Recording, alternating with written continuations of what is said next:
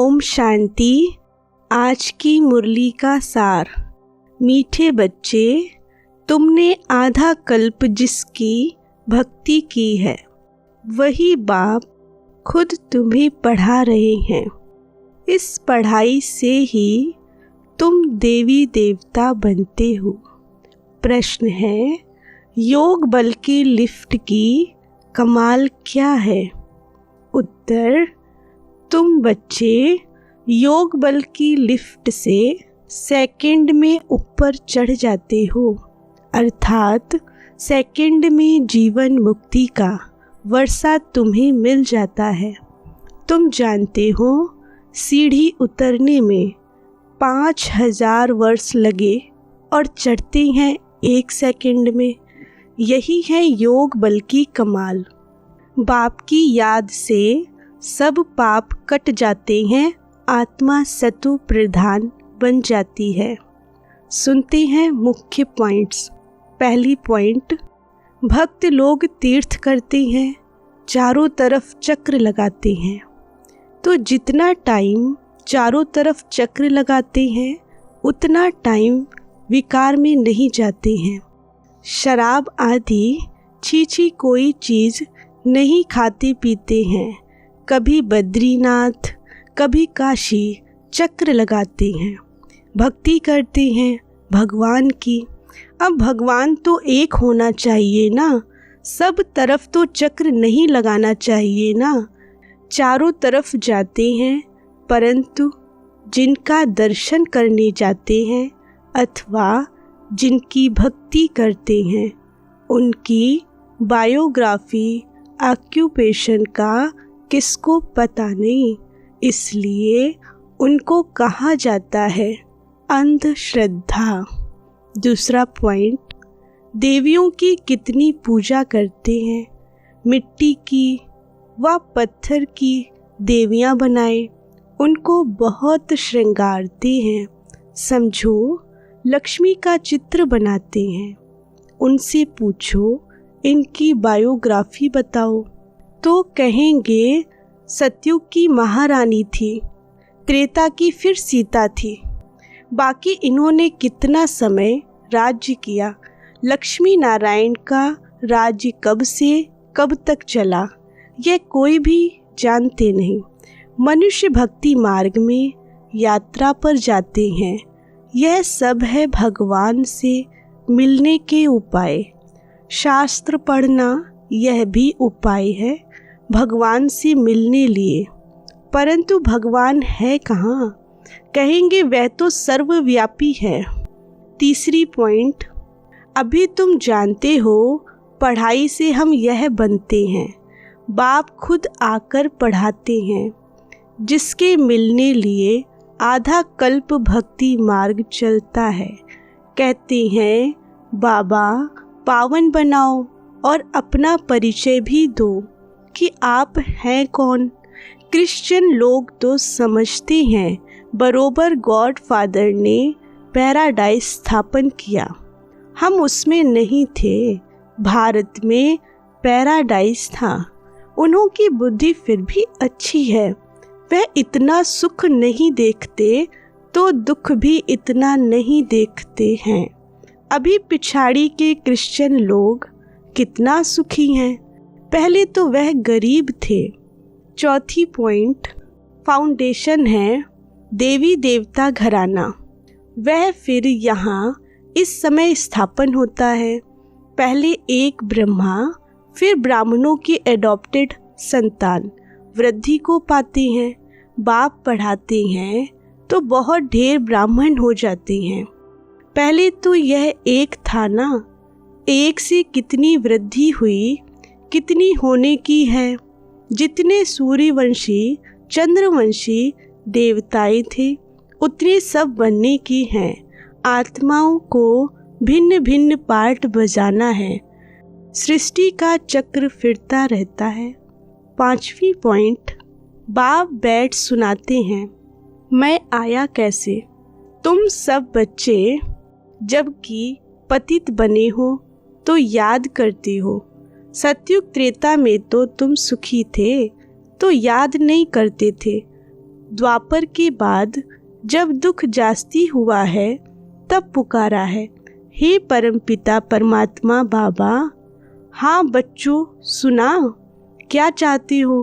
बाबा आकर पतितों को पावन बनाओ। बाबा हम बहुत दुखी पतित हैं, हमको आकर पावन बनाओ। कृपा करो, आशीर्वाद करो, तुमने मुझे पुकारा है। बाबा आकर पतितों को पावन बनाओ। ड्रामा के प्लान अनुसार जब संगम युग होता है, सृष्टि पुरानी होती है, तब मैं आता हूँ। छठी पॉइंट, तुम समझते हो सन्यासी भी दो प्रकार के हैं। वे हैं हठ योगी, उनको राजयोगी नहीं कहा जाता। उन्हों का है हद का सन्यास, घर बार छोड़ जाए, जंगल में रहते हैं, गुरुओं के फॉलोअर्स बनते हैं। शास्त्रों में बहुत कुछ कहानियाँ हैं। अभी तुम बीके राजाओं को भी जाकर ज्ञान और योग सिखलाते हो। एक गीता भी है जिसमें दिखाते हैं राजा को वैराग्य आया, बोला हमको कोई परमात्मा से मिलाए। ढिंढोरा पिटवाया, वह यही समय है। तुम जाकर राजाओं को ज्ञान देते हो ना, बाप से मिलाने लिए। जैसे तुम मिले हो तो औरों को भी मिलाने की कोशिश करते हो। सातवीं पॉइंट, तुम्हारे पास भी शुरू में बैठे बैठे एक दो को देखते ध्यान में चले जाते थे ना, बड़ा वंडर लगता था। बाप था ना इनमें, तो वह चमत्कार दिखाते थे, सबकी रस्सी खींच लेते थे। बाप दादा इकट्ठे हो गए ना, कब्रिस्तान बनाते थे। सब बाप की याद में सो जाओ, सब ध्यान में चले जाते थे। यह सब शिव बाबा की चतुराई थी। इसको फिर कई जादू समझने लगे। यह था शिव बाबा का खेल। बाप जादूगर, सौदागर, रत्नागर है ना, धोबी भी है, सोनार भी है, वकील भी है। सबको रावण की जेल से छुड़ाते हैं। आठवीं पॉइंट, उनको ही सब बुलाते हैं, हे पतित पावन, हे दूर देश के रहने वाले, हमको आकर पावन बनाओ। आओ भी पतित दुनिया में, पतित शरीर में आकर हमको पावन बनाओ। अभी तुम उनका भी अर्थ समझते हो। बाप आकर बतलाते हैं, तुम बच्चों ने रावण के देश में हमको बुलाया है। मैं तो परम धाम में बैठा था। स्वर्ग स्थापन करने के लिए मुझे नरक रावण के देश में बुलाया कि अब सुख धाम में ले चलो। मैंने जो तुमको राज्य दिया था वह पूरा हुआ। फिर द्वापर से रावण राज्य चला है, 5 विकारों में गिरे। उनके फिर चित्र भी हैं जगन्नाथपुरी में। 9वीं पॉइंट, ब्रह्मा सरस्वती भी असल में सतयुग के मालिक लक्ष्मी नारायण थे, अभी नरक के मालिक हैं। अभी यह तपस्या कर रहे हैं, यह लक्ष्मी नारायण बनने के लिए। देलवाड़ा मंदिर में पूरा यादगार है। बाप भी यहाँ ही आए हैं, इसलिए अब लिखते भी हैं, आबू सर्व तीर्थों में, सब धर्मों के तीर्थों में मुख्य तीर्थ है, क्योंकि यहाँ ही बाप आकर सर्व धर्मों की सदगति करते हैं। वह है जड़ यादगार, यह है चैतन्य।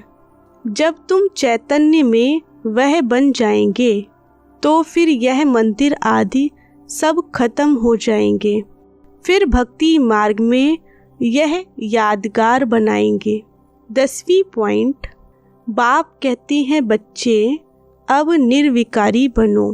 63 जन्म विकार में गए हो, अब यह अंतिम जन्म पवित्र बनो। अभी मरना भी सबको है, मैं स्वर्ग स्थापन करने आया हूँ। तो अब मेरी श्रीमत पर चलो, मैं जो कहूँ वह सुनो।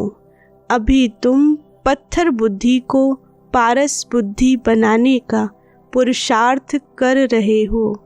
तुम ही पूरी सीढ़ी उतरते हो फिर चढ़ते हो।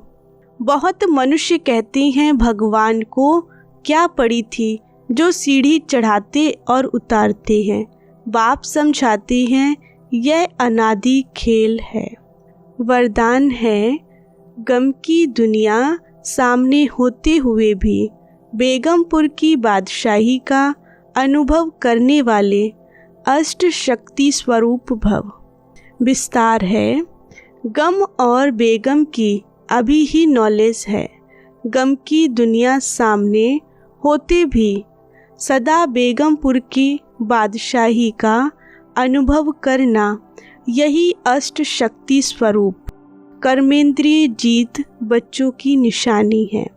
अभी ही बाप द्वारा सर्व शक्तियों की प्राप्ति होती है, लेकिन अगर कोई ना कोई संग दोष व कोई कर्मेंद्रिय के वशीभूत हो, अपनी शक्ति खो लेते हो, तो जो बेगमपुर का नशा व खुशी प्राप्त है वह स्वतः ही खो जाती है। बेगमपुर के बादशाह भी कंगाल बन जाते हैं। स्लोगन है, दृढ़ता की शक्ति सदा साथ हो तो सफलता गले का हार है। अच्छा, ओम शांति।